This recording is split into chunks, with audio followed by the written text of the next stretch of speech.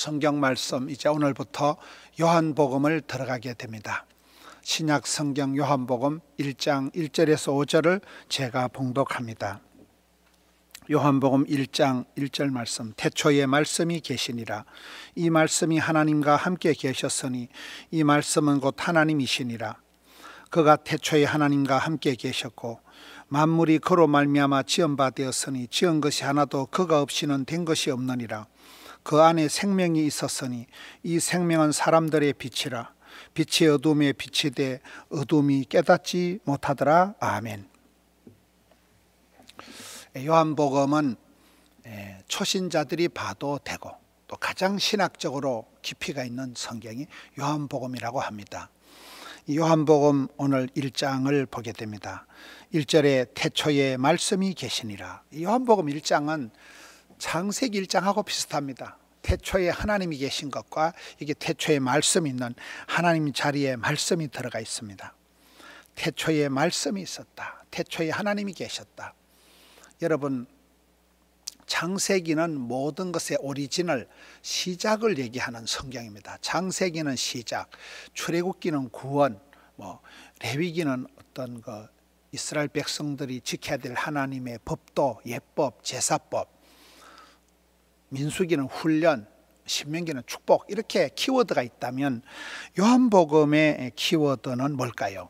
이게 태초에 말씀이 있었다는 거예요. 말씀이 키워드입니다. 말씀, 로고스가 있었다는 거예요. 기독교는 말씀의 종교예요. 기독교는 언약, 하나님이 주신 약속의 말씀, 생명의 말씀, 말씀의 종교가 기독교입니다. 그래서 우리는 믿음은 들음으로, 들음은 말씀으로 오는 거예요. 사람이 떡으로만 살 것이 아니요 하나님 입으로 나오는 이 모든 말씀으로 살아가는 거예요. 말씀을 중심으로 언약의 말씀을 붙잡고 살아가요. 기도할 때도 덮어놓고 기도하지 말고 펴놓고 기도해라. 덮어놓고 살지 말고 성경책을 펴놓고 살아라 이러거든요. 프라브롬, 문제를 문제 삼지 마라. 프라미스, 하나님의 약속을 의지하고 기도하라는 거예요. 프라브롬, 문제를 문제 삼으면 문제거리만 되지만은 문제를 있을 때 그 문제 때문에 우리가 큰 소리 못 치고 문제가 있기 때문에 겸손해야 되고 문제가 있기 때문에 하나님 앞에 그 문제를 기도 제목으로 삼아버리면 썸물이 단물되고 애물단지가 보물단지가 되고 근심거리가 간정거리가 된다는 거예요. 우리는 주의 말씀 의지하여 살아가는 존재예요. 여러분, 하나님이 우리에게 복을 주실 때 먼저 말씀을 주십니다. 큰 병이 났든지 큰 무서운 고비가 휘떡 넘어갈 때는 반드시 하나님은 메시지를 주십니다. 그래서 우리가 말씀을 먼저 붙잡고 말씀을 듣고 그 다음에 기도하는 거거든요. 기독교는 로고스, 하나님의 진리의 말씀이 있다는 거예요. 말씀의 종교가 기독교예요. 이 말씀이 바로 예수님이라는 거예요. 오늘 말씀은 이 예수님이 바로 이 말씀이 육신이 되셔서 우리 가운데 오신 분이거든요. 말씀, 로고스가 사르케가 되신, 말씀이 육신이 되셔서 우리 가운데 오셨다가 말씀이 육신이 되신 그 성육신이야말로 가장 겸손의 롤모델이 되는 것이고, 요즘 우리가 흔히 공감 능력 이러잖아요. 하나님께서 우리를 체휼하시고자 우리와 같은 인생이 육체를 입으시고 이 땅에 내려오신 거잖아요. 말씀이 육신이 되신 거잖아요. 그래서 그것이 가장 그 성육신의 원리가 겸손이고 공감의 원리가 되는 것입니다.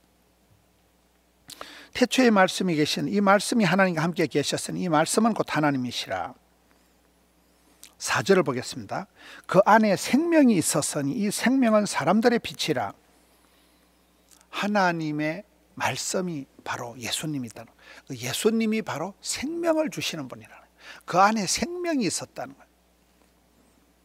여러분, 사람이 생명보다 더 소중한 건 없어요. 생명이 가장 중요해요. 죽느냐 사느냐 그거의 문제잖아요.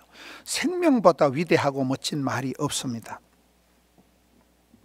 사람이 살아있다, 생명이 있다, 너무너무 위대한 말이거든요. 생명력, 살아있는 존재감. 요한복음 10장 10절에 보면 도적놈은 와서 빼앗고 죽이고 멸망시키는 것이 전공이지만은 우리 예수님은 우리에게 생명을 주시고 풍성하게 하시는 거예요. 생명이라는 것은 생명 본능, 성장 본능이기 때문에 어떤 아기도 태어나면 자라는 거고요, 어떤 식물도 심어놓으면 쑥쑥 자라는 거잖아요. 하나님의 교회는 반드시 성장, 부흥, 발전하게 되어 있는 거예요. 성장, 본능이나 생명력이 있기 때문에 예수님은 우리에게 생명을 주시는 분이다. 그것이 요한복음 전체적으로 봤을 때는 영생의 복을 주신다. 요한복음 전체의 키워드는 영생의 영생. 영생이라는 건 뭐 오래 사는 걸, 영영하게 오래 사는 걸 영생이라고 말하는 게 아니고 생명, 구원, 축복, 웰빙, 성공, 행복 몽땅 합친 단어가 영생이라 이러더라고요. 5절을 보겠습니다. 빛이 어둠에 빛이 돼 어둠이 깨닫지 못하더라.